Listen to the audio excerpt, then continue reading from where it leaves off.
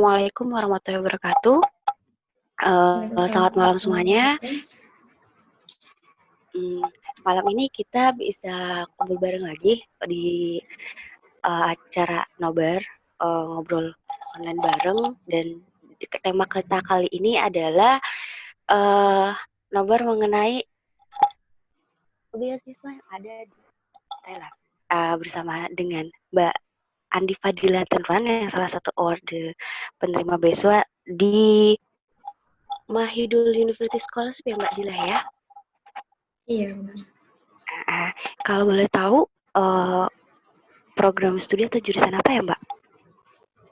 Aku program studi di sini fisioterapi. Oke. Ngambil Dari master ini. di fisioterapinya. Oke. Dan apalagi sekarang di normal saat ini ya Mbak ya, kita pastinya membutuhkannya. Apalagi kita jarang gerak atau paham. Oke. Karena sudah waktunya sudah ini, mungkin bisa kita minta tolong ke host, mungkin bisa ambil ini dulu dokumentasi untuk awal mulai kegiatan kita malam ini.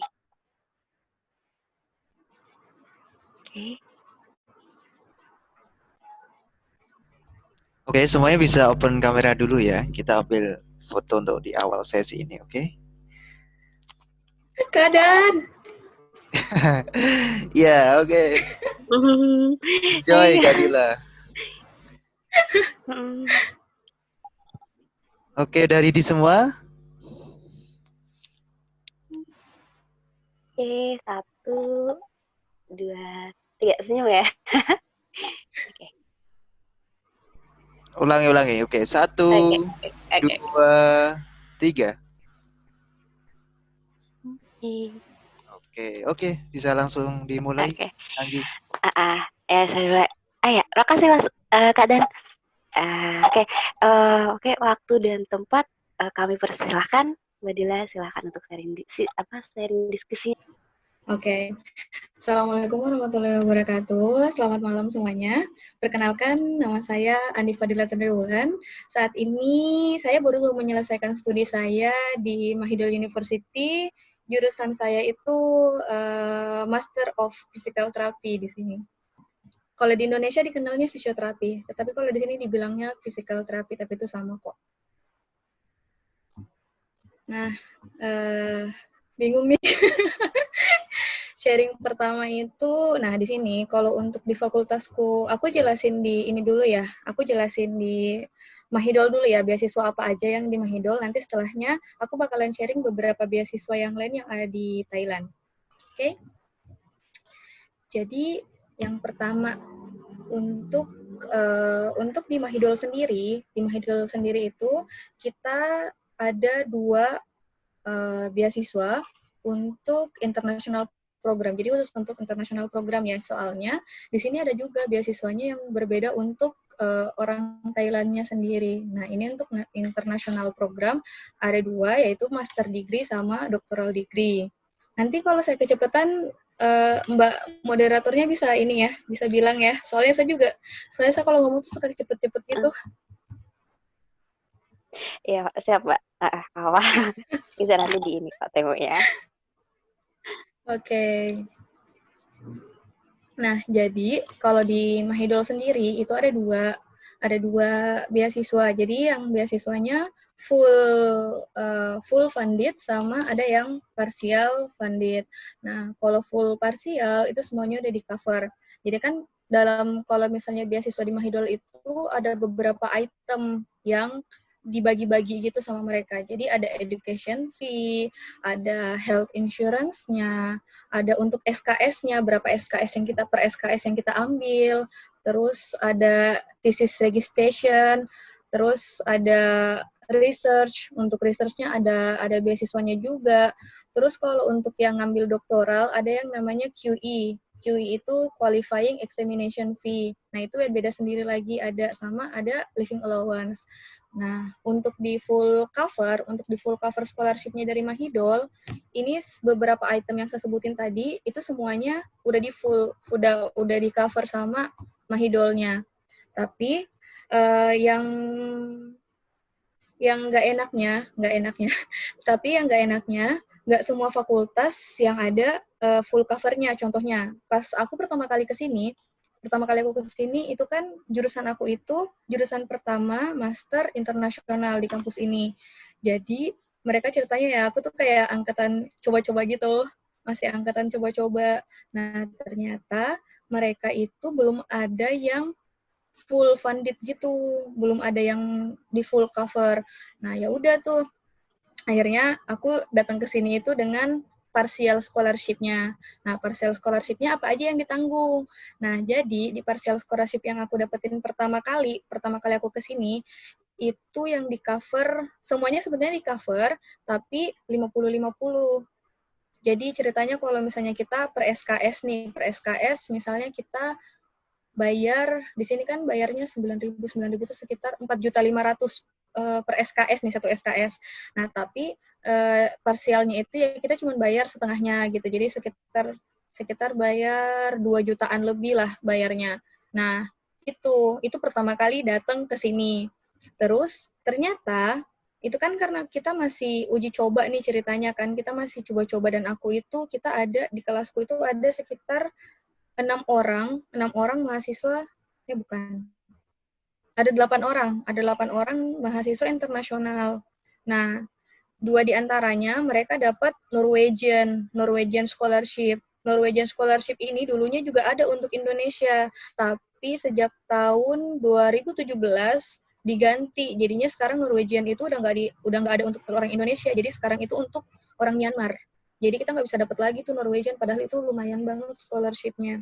Nah, terus kan karena pas pertama kali datang ke sini itu dapatnya parsial, akhirnya ngejalanin nih beasiswa parsial nih 1 semester.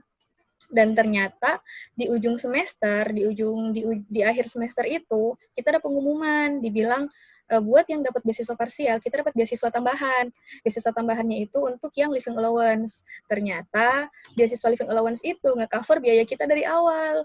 Jadi ceritanya yang kayak yang awalnya kita parsial jadinya full gitu setelah semester 2 karena reimburse tohnya. Jadi yang ngasih kita beasiswa untuk living allowance itu dia ngebayar semua biaya kita yang dari awal kita masuk ke sini gitu. Nah, tapi ini tergantung fakultas. Ini kan untuk fakultas fisioterapi ya, karena tiap tahun kebijakannya beda-beda. Nah, kan aku angkatan pertama nih.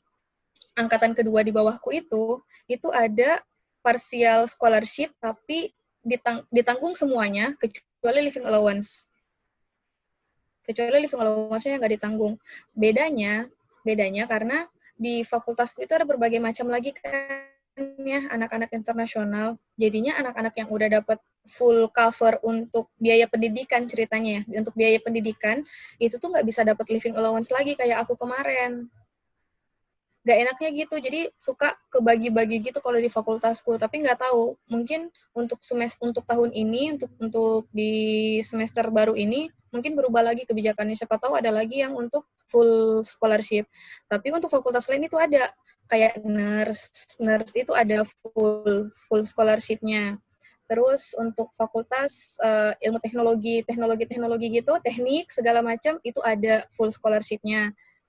Terus keilmuan kayak ilmu gizi yang kesehatan masyarakat lah, Kesmas itu juga ada full scholarship-nya. Jadi ini tergantung dari kebijakan fakultas kita masing-masing gitu. Nah, itu untuk macam-macam scholarship-nya ya. Nah, di sini kalau kita pun udah masuk ke dalam mahidolnya, itu masih banyak lagi beasiswa yang lain. Jadi nggak cuman kita bisa dapat misalnya kita datang ke sini dengan parsial nih, nggak usah berpikir kayak gitu dulu karena di dalamnya sendiri itu banyak macamnya untuk scholarship-nya. Ada juga beasiswa untuk research. Itu juga bisa kita masukin. Terus ada juga untuk jadi research assistant, itu untuk jadi asisten lab-nya dari pembimbing kita, itu juga kita dapat scholarship dari situ. Jadi banyak macamnya kalau di Mahidol, dan tergantung fakultas masing-masing. Sejauh ini selain dari fakultas fisioterapi, mereka semuanya ada full cover, full scholarship. Tapi di luar dari tapi untuk fisioterapinya sendiri itu belum ada yang full cover. Jadi semacam aku dulu. Jadi kita kayak ngorbanin di semester awal dulu, nanti baru reimburse gitu. Tapi cukup kok sampai akhir karena living allowance itu kita dapat sekitar 5 juta per bulan. Dan itu kalau misalnya kita sharing room nih, kita di dorm atau enggak, di sini kan ada dorm, tempat tinggalnya itu ada dorm sama ada apartemen mandiri gitulah. Nah, kalau di dorm itu jauh lebih murah. Tapi siap untuk sharing room itu banyak banget. Jadi ada bisa sampai 4 sampai 8 orang di dalam satu ruangan, tapi itu jauh lebih murah daripada tinggal di apartemen sendiri. Nah, kalau aku milih untuk tinggal di apartemen sendiri karena aku nggak bisa kalau misalnya mesti tinggal berbanyak gitu dalam satu ruangan karena kayak kurang privasi gitu, tapi tergantung dari teman-teman lagi nanti kalau mau ngambil. Terus apalagi ya, itu untuk sekitar beasiswanya ya, macam-macam beasiswanya. Terus untuk persyaratannya nih, persyaratannya itu persyaratan awalnya itu standar sih, kayak IP itu dulu di zaman aku itu IP-nya itu masih boleh 3, tapi untuk tahun ini dia udah naik jadi 3,25. Terus penerima beasiswa itu kita nggak boleh nerima beasiswa dari tempat lain. Jadi kalau misalnya kita udah dapat nih misalnya dari pemerintah Indonesia atau enggak dari ASEAN Scholarship misalnya atau apapun itu, nah kita nggak boleh lagi daftar untuk beasiswa. Jadi ceritanya beasiswa ini nggak boleh untuk yang double-double. Terus yang IELTS nih, dulu di zaman aku itu IELTS itu cuman 5. Nah sekarang mereka sekarang memperketat nih IELTS-nya itu sekitar 6 sampai 6,5. Nah, tapi bagi teman-teman yang belum tes IELTS nih, di Mahidolnya sendiri, itu mereka ada tesnya tersendiri. Mereka itu kalau misalnya untuk para awardee gitu kan, untuk awardee-nya yang belum memenuhi syarat nih untuk bahasa Inggrisnya, nanti dites ulang di sini, tapi bayar sendiri. Dites lagi di Mahidolnya. Terus minimal umur di bawah 40 tahun ke bawah. Sama ini untuk masuknya dulu ya, karena di Mahidol itu kita ada beberapa langkah. Jadi pertama itu kita masuk secara umum dulu. Jadi masuknya di Faculty Graduate Study-nya dulu. Faculty Graduate Study itu standar persyaratannya ya sama yang standar tadi, yang kayak ada CV. Terus ada ijazah yang udah ditranslate semua ya. Ijazah, terus apa sih, motivation letter. Nah, ini cukup 3 ini doang nih untuk masuk ke faculty graduate study-nya. Tapi kalau kita udah mau disarankan, misalnya kita udah diterima nih, udah masuk. Ini kan ada beberapa lapis ya. Jadi lapis pertama itu kita lulus berkas dulu. Nah, habis lulus berkas, kita baru nih berkas kita dikirim ke fakultas terkait yang kita masukin, yang kita daftarin. Nah, nanti di fakultas itu biasanya mereka minta kerangka tesis. Jadi sebelum daftar beasiswa di sini, kalian udah harus punya rancangan tesis kalian. Rancangan tesisnya itu nggak usah yang ribet-ribet. Itu biasanya mereka cuma minta 1 lembar. 1 lembar itu paling isinya tentang main research kalian itu apa. Terus udah jelasin secara brief aja. Itu cuma nggak boleh lebih dari 1 lembar. Nah, ini gunanya, kalian nggak usah takut nih, maksudnya kayak yang nggak usah terlalu berpikir keras gitu loh, buat yang kayak, aduh aku belum punya ide gitu kan, aku belum punya ide nih, belum bagus gitu idenya, nggak apa-apa. Ini tuh yang untuk tahu kalian interestnya ke area mana, untuk tahu aja interestnya kemana, karena kalian pas masuk ke sini, udah dibagi advisor-nya masing-masing, pembimbingnya. Jadi biar kita nggak chaos pas di dalam gitu. Jadi sebelum kita diterima, kita udah tahu kita bakalan dibimbing oleh siapa, oleh prof mana gitu. Dan biasanya ini juga jadi jalan kita untuk dapat beasiswa. Kalau misalnya ternyata research interest kita, penelitian kita itu menarik gitu kan, menarik, dan profnya itu sedang meneliti itu juga. Biasanya kita juga dapat beasiswa lagi dari prof. Jadi meskipun kita dapat beasiswa nih dari Mahidol, tapi ada lagi tambahan dari prof kita, dan biasanya prof itu nge-cover banyak, nge-cover untuk research, nge-cover untuk biaya hidup juga dia nambahin biasanya, kayak gitu. Nah, terus paling itu aja sih kalau persyaratan standarnya. Terus apa lagi nih, Kak? Kak moderator.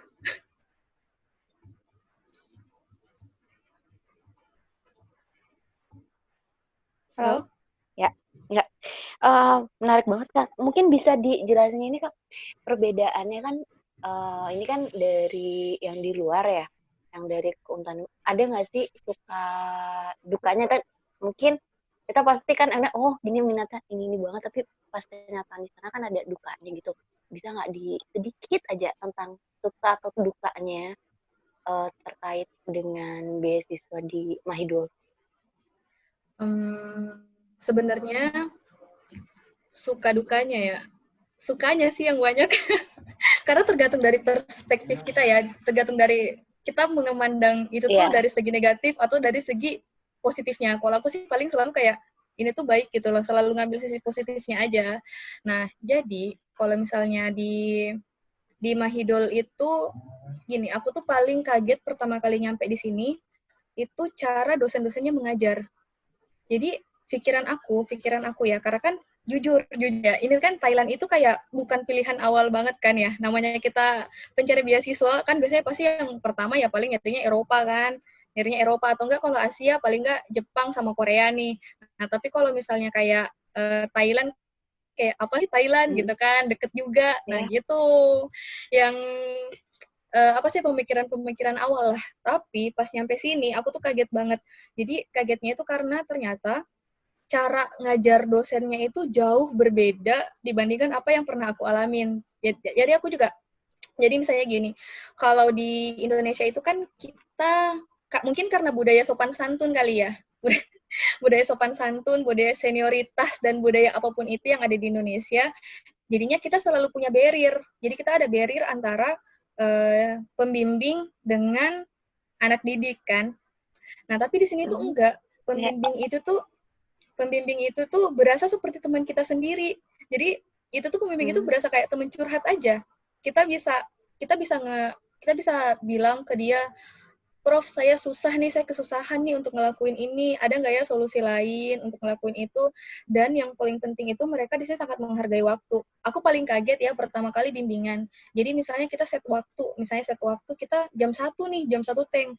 Terus ternyata dosenku itu udah ada 10 menit 10 menit sebelum jam 1.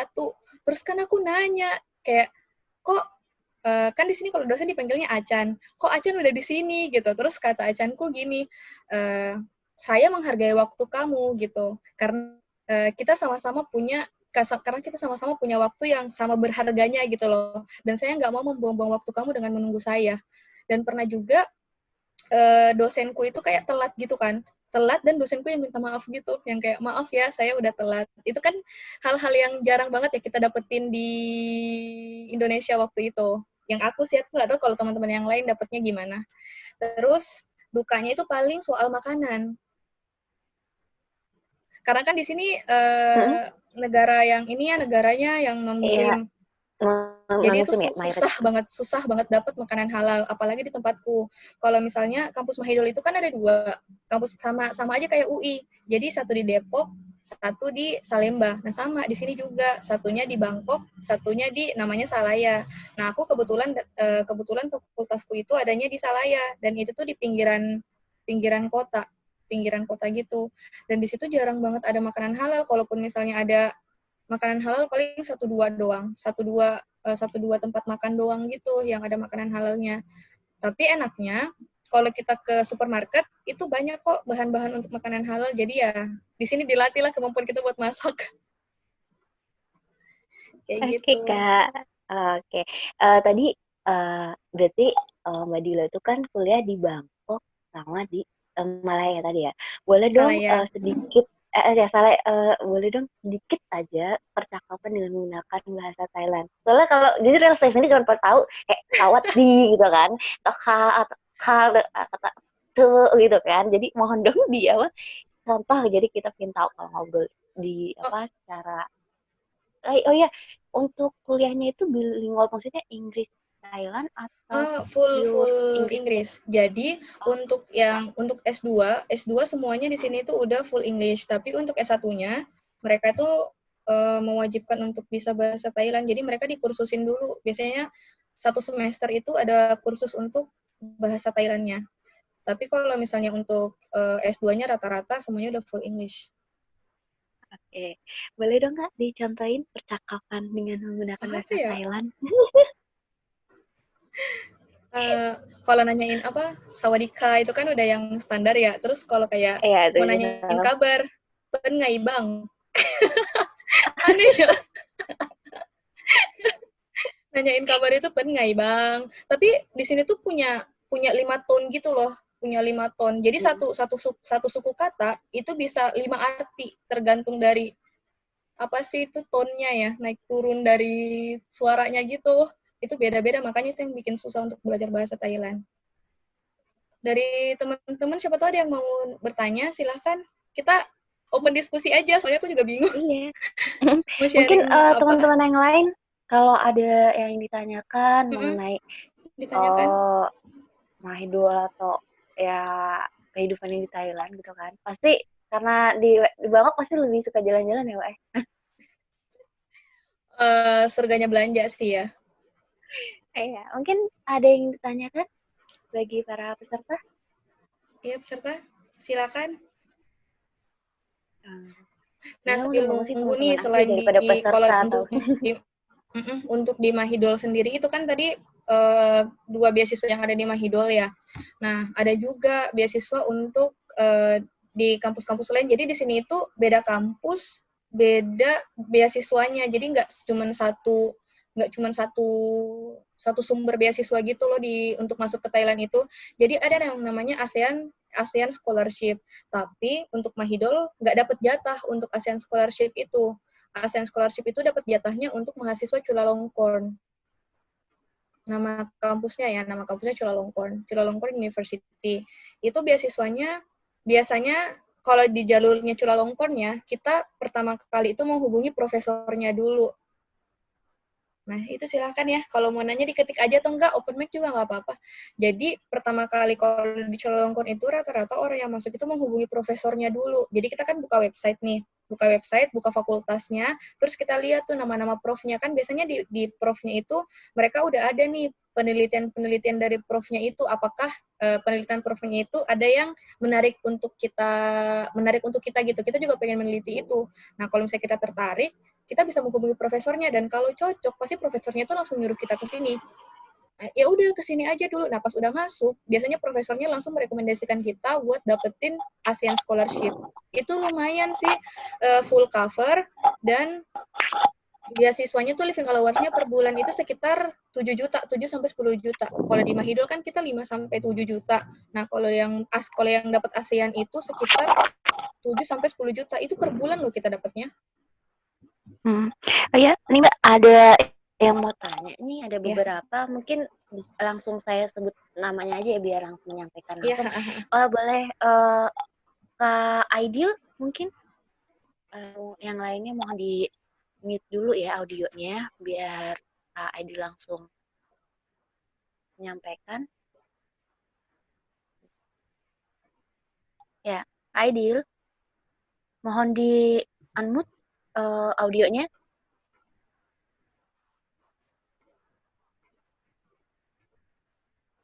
Tapi di sini bisa kebaca sih Aidil. Kebacain aja ya. Pertanyaannya itu dia mengenai lulusan SMK itu bisa mengikuti program beasiswa dan minimal sudah tergabung di salah satu universitas. Oh mungkin yang tadi ya kayak letter of allowance itu kalau mungkin ya kayak. Mungkin bisa dijelaskan Mbak Adila? Untuk dapat LOE-nya. Ya. Ini maksudnya kamu lulusan SMK mau masuk S1 gitu ya? Ideal? Sepertinya. Oh iya, ini maksudnya mau masuk S1.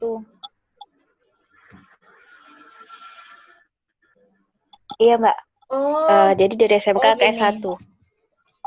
Apakah bisa mengikuti program beasiswa? Apa harus sudah tergabung di salah satu? Oh, di sini itu biasanya kita tuh dapat beasiswanya itu tergantung dari kampus masing-masing. Jadi pas kita udah masuk, otomatis kita udah dapat beasiswa itu. Jadi kalau misalnya kita dari awal nih, kita ikutin pendaftaran untuk jalur beasiswa. jalur beasiswa nih. Jadi kita udah bisa langsung pas kita masuk di situ, pas kita dapat LOE-nya, di situ langsung udah dapat udah dijelasin kita dapatnya beasiswa apa, full scholarship kah atau partial scholarship kah? Kalau partial apa aja yang mesti kita masih kita bayar. Nah, soalnya di sini agak beda sih kalau misalnya di Indonesia kan kadang kita masuk dulu nih ke UNIF kayak gitu kan, masuk ke UNIF, nanti dari UNIF itu kita baru daftar beasiswa untuk pemerintah atau apa itu kan di dalam. Di sini juga ada, tapi kalau untuk internasional mereka tuh selalu buka di jalur awal itu udah langsung jalur beasiswa ya. Gitu. Jadi pas udah daftar sini langsung otomatis langsung ikut. Siapa lagi? Ada lagi nih Kak, dari hampir sama mungkin ya di ininya untuk S1. Tapi di sini ditanyakan apakah ada beasiswa S1 untuk jurusan kedokteran dari Nadila. Nah, aku kasih tahu dulu ya, Mahidol itu paling bagus untuk jurusan medical. Jadi kalau misalnya kayak soal jurusan kedokteran, nurse, farmasi, terus fisioterapi itu nomor satunya itu di Mahidol. Tapi kalau untuk beasiswanya sendiri itu tuh jadi kalaupun misalnya ada S1 untuk S1 nih, untuk S1 beasiswa masuk S1-nya, aku nggak bisa jamin sih bakalan ada full cover apa enggak. Soalnya dia lumayan apa ya? Lumayan pelit untuk ngasih beasiswa untuk yang di bidang kedokterannya. Gitu. Dan untuk S1 biasanya kamu harus belajar bahasa Thailand dulu. Nggak ada yang jurusan S1 itu yang pakai bahasa full English, nggak ada. Kamu harus belajar bahasa Thailand dulu. Kecuali yang di ini sih, kalau di Cina setauku sih ada yang untuk full English, tapi kalau di Thailand sendiri nggak ada S1 untuk full English-nya. Terus ada lagi nih Kak, ini yang untuk beasiswa S2 untuk jurusan psikologi ada nggak di Mahidol? Psikologi ya. Kayaknya kalau psikologi nggak ada deh. Oh, ada. Masuknya tapi di klinikal psikologi.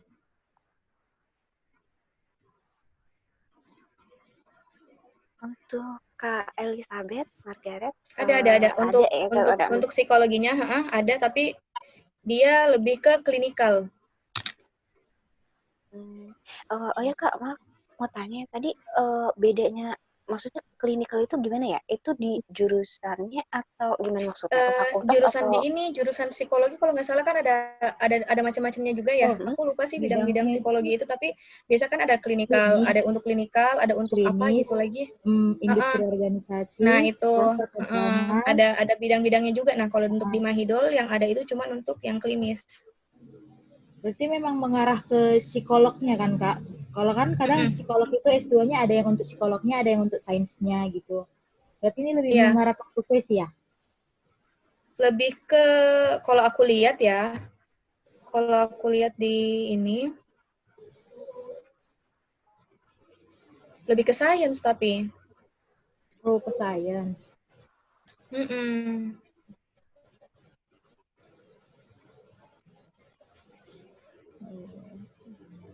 Kalau misalnya ngambil di situ, karena gelarnya di sini nanti Master of Science.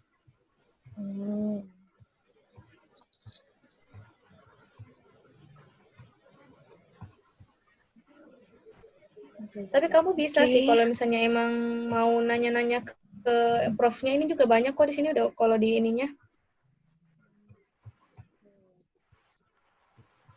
Bisa nanya-nanya ke program direkturnya langsung, mereka tuh cepet tanggap banget kok untuk di email gitu-gitu tuh mereka cepet balasnya.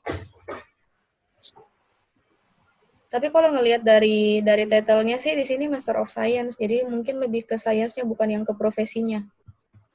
Berarti gelarnya nanti bukan jadi MPC gitu kan Kak? Jadi yang bukan MSc.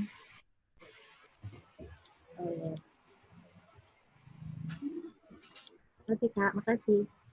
Oke. Iya. Dan di sini persyaratannya harus ada experience dulu.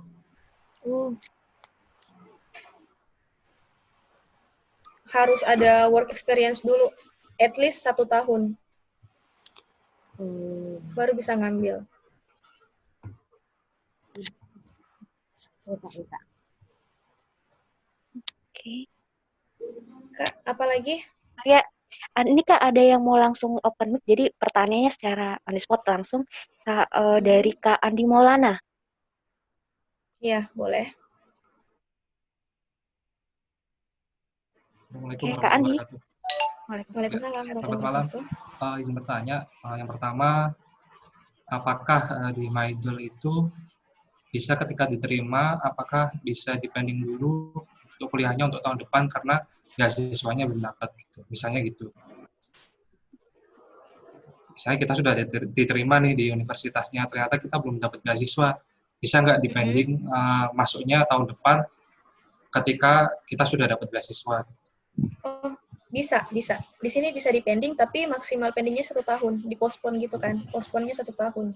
Jadi lebih dari 1 tahun itu udah expired gitu loh LOA kita. Oh. Terus yang kedua, di sini saya lihat ada Master Science in Exercise Physiology.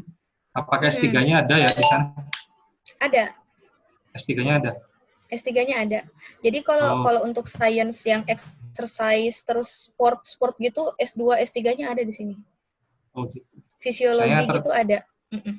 Saya tertera di webnya kan cuma S2-nya ada, S2-nya aja, S3-nya S3-nya ada. Oke. Itu aja. Terima kasih. Oke. Assalamualaikum. Waalaikumsalam. Salam. Ya, kita Kak, dari Jihan Nabila. Pertanyaannya itu adalah terkait dengan beasiswa di Chulalongkorn University, dan di situ terdapat one semester scholarship program yang dimana pertanyaannya di Mahidol University terdapat program beasiswa untuk 1 semester saja seperti di Chula. Atau mungkin Mbak Jihan bisa menjelaskan lebih Maksudnya gimana? Detail tentang pertanyaannya, Kak Jihan? Kak Jihan Nabila? Kalau misalnya untuk join program itu ada di sini. Jadi misalnya kayak 1 tahun di Mahidol, 1 tahun di Indonesia. Tapi kalau untuk yang 1 semester aja, aku kurang paham maksudnya gimana.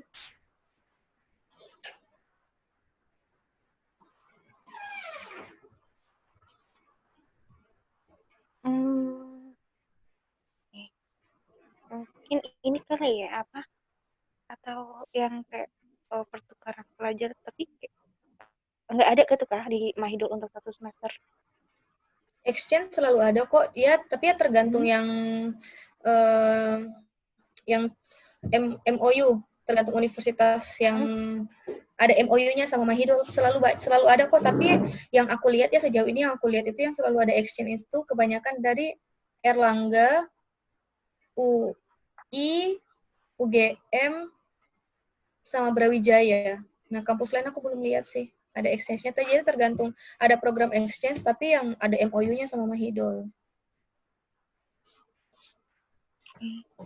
Ya, ada lagi nih Kak dari Muhammad Faisal Prakasa menanyakan, untuk Universitas di Thailand itu buka beasiswanya itu biasanya di bulan apa gitu, bulan keberapa atau misalkan atau bulan Januari, periode bulan Januari. Biasanya mereka udah mulai buka dari akhir tahun, dari Desember. Biasanya tuh dari Desember sampai Februari atau enggak Desember sampai Maret. Nah, untuk saat ini aku tadi baru melihat sih ada pengumuman dari kampus kalau pendaftaran itu sampai Juni ini. Karena COVID ini kan ya, jadinya diperpanjang gitu untuk pendaftarannya. Sampai 21. Sampai 21 Juni. 21 Juni untuk pendaftaran S1 atau S2? S2, S3. Oh, S2, S3. Mungkin ada lagi Kak ini. Ini yang biasanya jadi pertanyaan untuk yang mau daftar beasiswa. Apakah saat mengambil S2 itu nggak selinier sama jurusan waktu S1? Kira-kira bisa nggak? Ini pasti antara linear masalahnya. Itu yang pertanyaan yang paling penting biasanya. Iya, Jadi iya. kalau mau berpindah jurusan. Oh, bisa banget, tapi tergantung fakultasnya. Kalau misalnya fakultasnya kayak fakultas innovation learning atau teknologi dan semacamnya itu bisa nggak linear. Tapi kalau untuk jurusanku kayak fisioterapi, terus yang nurse, terus kedokterannya itu nggak bisa kalau nggak selinear. Tapi untuk jurusan lain itu bisa banget di luar medikalnya.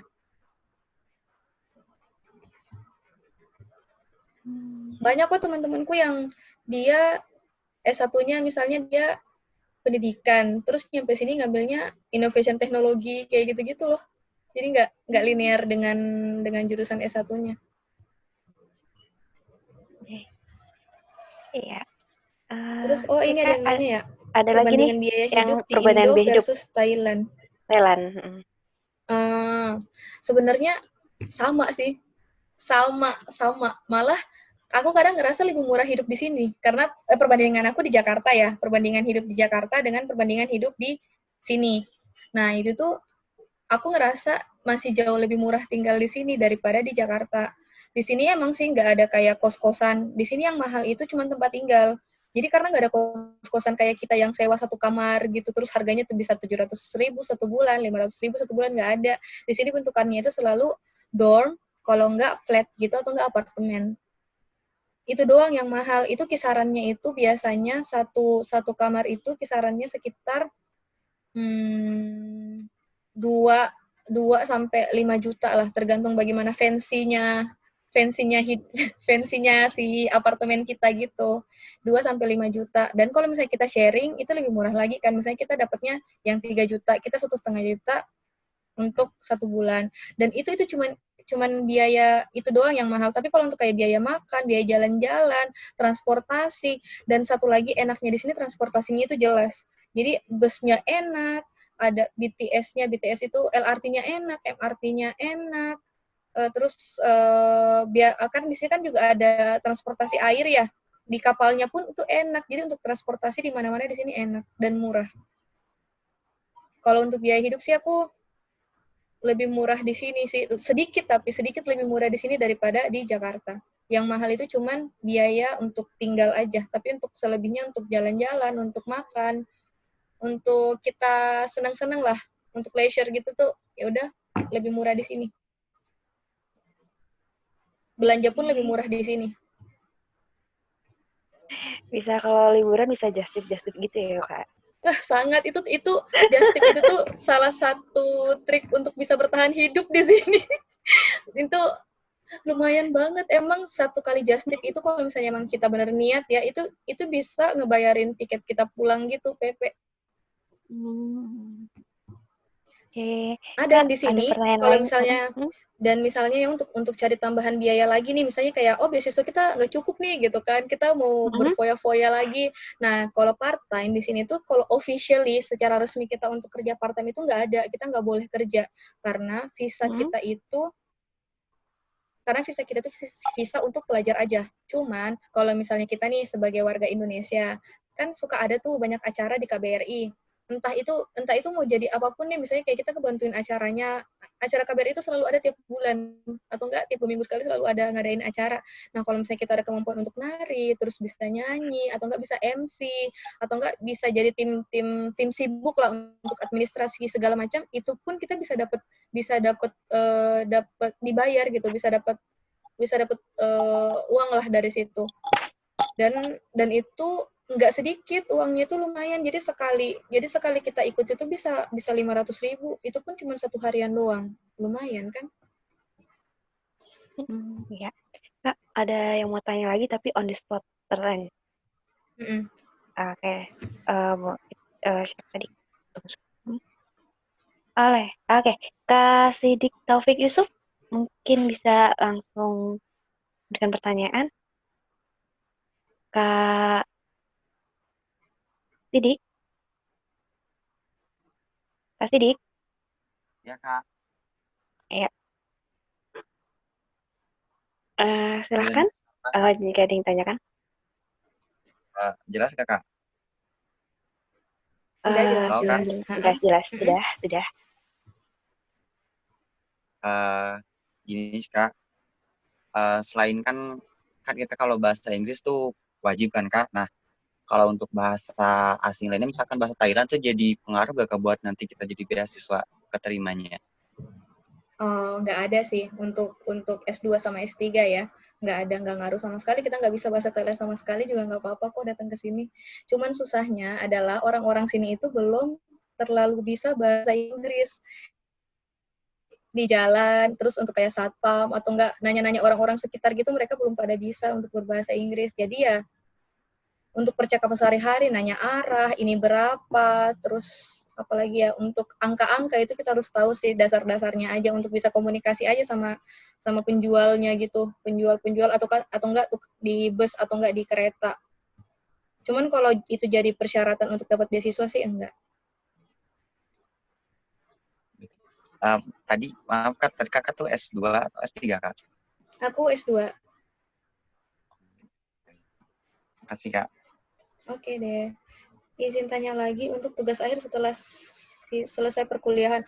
Oh, gini. Jadi di sini itu kalau untuk S2 sama S3-nya, untuk kita dapat gelar itu nggak cukup kita dengan udah selesai sidang tesis nih, udah selesai sidang disertasi, enggak. Tapi ada persyaratan. Jadi persyaratannya itu kalau S2 tergantung advisor sih, tergantung dari dosen pembimbing. Dosen pembimbing itu kita kalau S2 dikasih pilihan mau publish di jurnal internasional satu publish di jurnal internasional, atau kita ikut di proceeding internasional. Kalau untuk S2, kalau untuk S3 diwajibkan harus punya minimal satu ya kalau sekarang sih di zaman aku masuk itu minimal satu, kalau nggak tahu sekarang kok mungkin bisa jadi minimal 2, karena aku punya teman satu apartemen di sini, dia lagi nyari-nyari untuk publish lagi untuk jurnal internasional. Jadi selagi kita belum publish jurnal atau kita belum ikut conference internasional, itu kita belum bisa dapat sertifikat master atau enggak sertifikat PhD-nya belum bisa dapat gitu.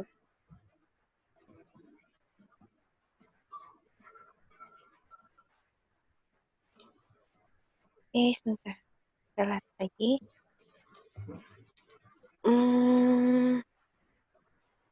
Oke. Yang tadi mungkin ya. Oke, pertanyaannya. Untuk jurnal internasionalnya harus terindeks. Iya, benar. Harus ya, yang terindeks Scopus. Dan lagi tergantung ya, kalau misalnya di aku, kalau S2 itu jurnalnya terindeks Scopus, terus nggak mesti Q1, tapi kalau untuk yang doktor itu mesti Q1 levelnya, minimal Q1.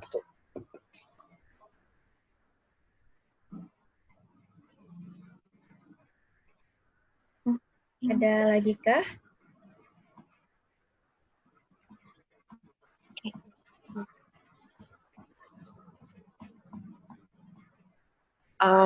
Ya.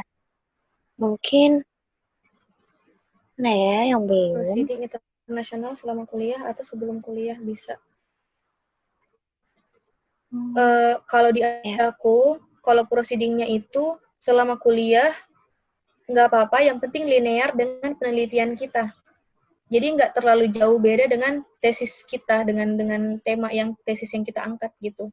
Kalau jauh banget itu bisa jadi nggak diakuin untuk kelulusan, karena kan si fakulti graduate study-nya juga ngelihat judul kita sama judul proceeding kita itu apakah mirip-mirip apa enggak gitu.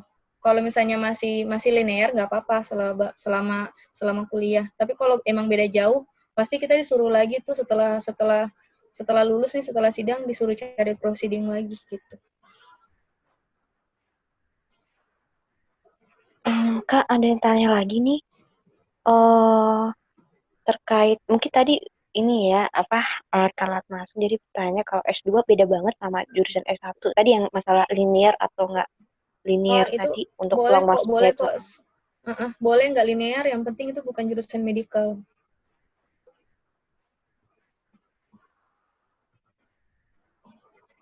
Mungkin Kak Vidi karena tadi agak ini lagi.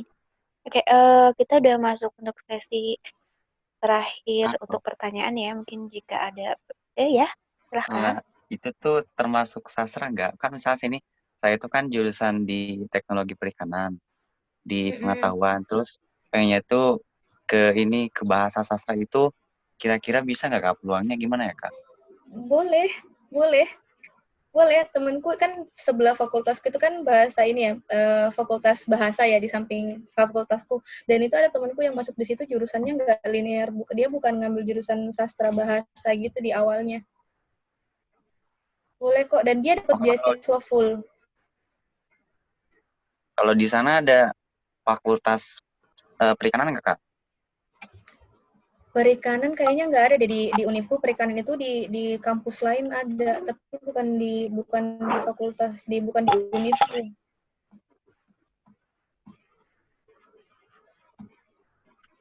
Kalau yang jurusan kedokteran hewan ada, peternakan ada, tapi kalau perikanan aku nggak yakin sih, karena aku nggak pernah ngelihat ada perikanan di kampusku ya. Tapi kalau peternakan, kedokteran hewan ada. Mungkin ini pertanyaan terakhir kali ya Kak Adila, tentang jurusan manajemen bisnis. Apakah ada di Mahidol? Tapi kan tadi kalau nggak salah itu tentang medical ya, lebih ini ya. Atau mungkin ada Iya, mungkin lebih ya. di sini tuh lebih ke medical.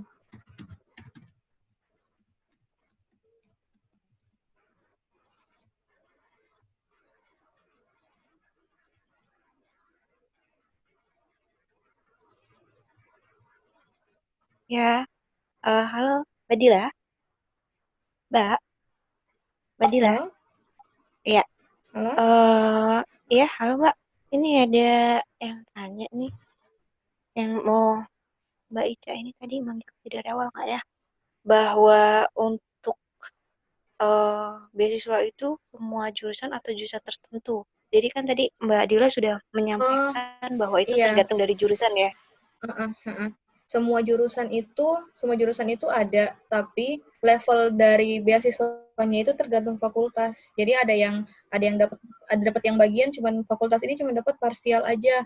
Fakultas ini ada yang dapat untuk full ada, parsial ada. Jadi nanti tergantung dari fakultas yang didaftarin ke di sini.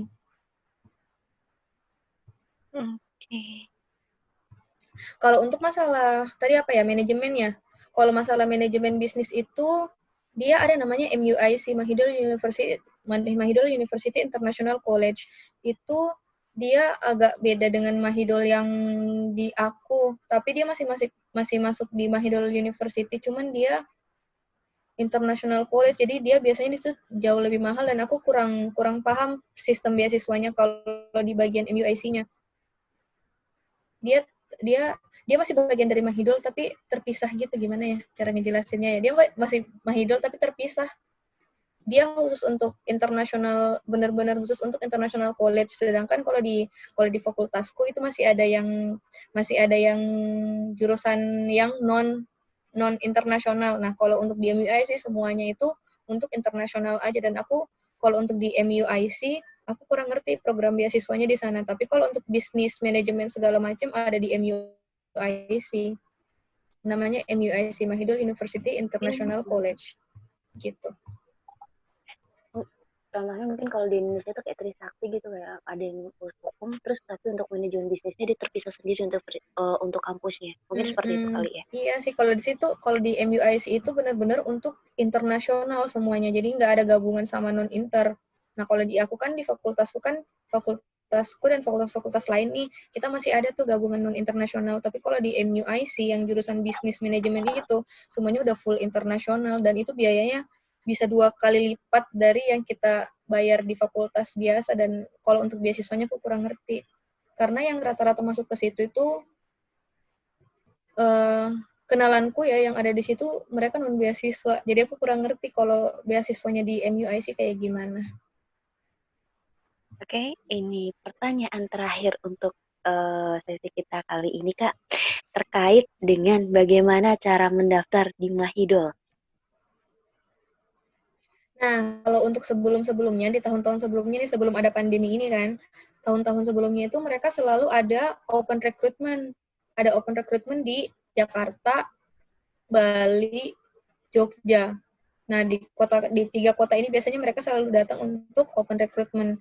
Tapi karena sekarang itu lagi pandemi, jadinya open recruitment-nya itu via website bisa. Jadi buka aja Mahidol University open recruitment itu sampai 21 Juni dan persyaratannya yaitu transkrip kalian udah di ijazah ya, ijazahnya semua udah di translate. Terus harus ada rekomendasi dari dosen kah atau rekomendasi dari tempat bekerja kah atau rekomendasi dari guru kah, itu harus ada surat rekomendasinya. Terus motivation letternya. Terus kalau bisa sih udah ada IELTS-nya atau enggak TOEFL IBT-nya. Kalau ITP di sini udah nggak diterima lagi untuk ITP. Terus habis itu harus itu kurikulum vitae. Udah itu aja. Sama kalau bisa udah ada kerangka studinya untuk yang master ya. Untuk master sama doktoral udah ada kerangka studinya. Gitu. Baik, Kak. Ini kita masuk ke closing ya. Mungkin sebelum kita tutup acara diskusi ini, mungkin ada 1 atau 2 quotes yang mengenai beasiswa, mungkin bagi motivasi bagi kami atau bagi para teman-teman semua yang pingin banget bisa kuliah di Thailand, khususnya apalagi mendapatkan full beasiswa. Mungkin ada 1 atau 2 quotes. 1-2 quotes ya. Yang penting sih kalau namanya kita mengejar beasiswa ya, jangan pernah berhenti mencoba. Karena semua opportunity itu kalian harus ambil semua, karena kita nggak tahu yang bagian mana yang bakalan dapat sama kita. Jadi jangan menyerah duluan juga, dan jangan underestimate diri kita. Kalau misalnya kita udah gagal nih di satu beasiswa, kita coba lagi di beasiswa yang lain. Karena di sini itu terbuka banget, beasiswanya itu banyak, dan maksudnya satu univ aja banyak beasiswanya. Apalagi dalam satu negara ini banyak banget beasiswa-beasiswa yang lain, dan tiap universitas itu beda. Jadi kalau misalnya udah gagal nih universitas satu, coba lagi di universitas yang lain, bisa jadi kamu dapat yang lebih lagi di universitas itu gitu. Yang penting jangan pernah berhenti mencoba. Coba aja terus, dan jangan underestimate diri kamu kalau misalnya udah gagal, harus push terus. Benar-benar motivasi banget, Kak. Ya, makasih, Kak. Oke, sebelum kita tutup, mungkin kita, karena tadi ada yang baru masuk atau yang baru join, kita sesi foto untuk penutup ya. Karena tadi kan yang awal, beberapa ada yang baru join, kita ambil picture lagi untuk dokumentasi, untuk sesi terakhir. Mohon untuk teman-teman semuanya untuk mengaktifkan fitur videonya, karena akan kita ambil gambarnya, dan senyum manis ya. Ya, Kak Dan. Oke, halo, semua dari dia. Open kamera ya.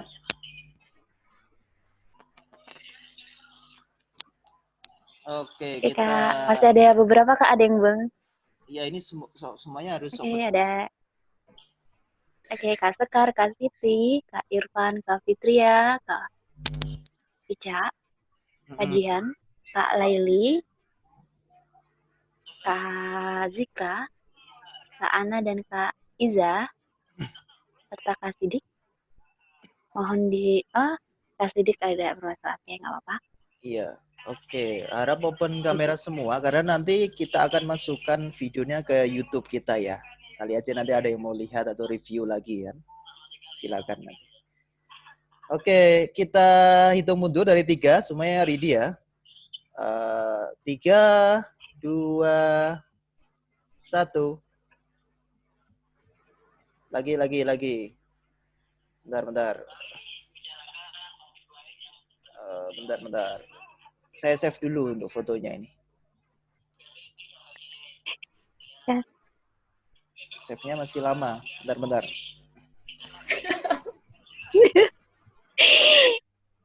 loading. Keadaan India gimana keadaan? Aman. Oke, tag lagi ya. Yang kedua. 1, 2, 3. Oke, thank you semuanya. Thank Oke, you. sama-sama Kak. Oke, sebelum kita tutup diskusi kita malam ini, mungkin ada satu dari catatan sedikit aja sih dari saya.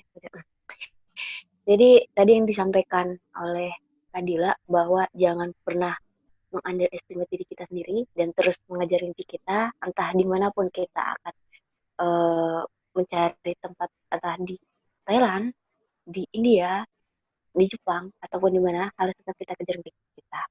Oke, dan semoga, apalagi itu udah masuk era new normal ya, dan semoga dengan kehidupan yang baru, yang berdampingan dengan COVID-19 ini, kita selalu senantiasa diberikan kesehatan dan keselamatan dalam menjalani aktivitas sehari-hari.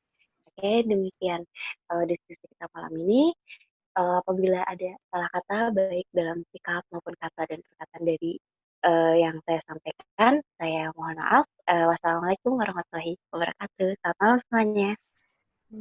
Waalaikumsalam warahmatullahi wabarakatuh. Good night everyone. See you next time. See you. See you. Thank you. Thank you semuanya. Thank you Kak Dila sudah berkenan ngisi. Thank you, Sawadee. Kadang. Makasih ya. Sawadee. Sawadee.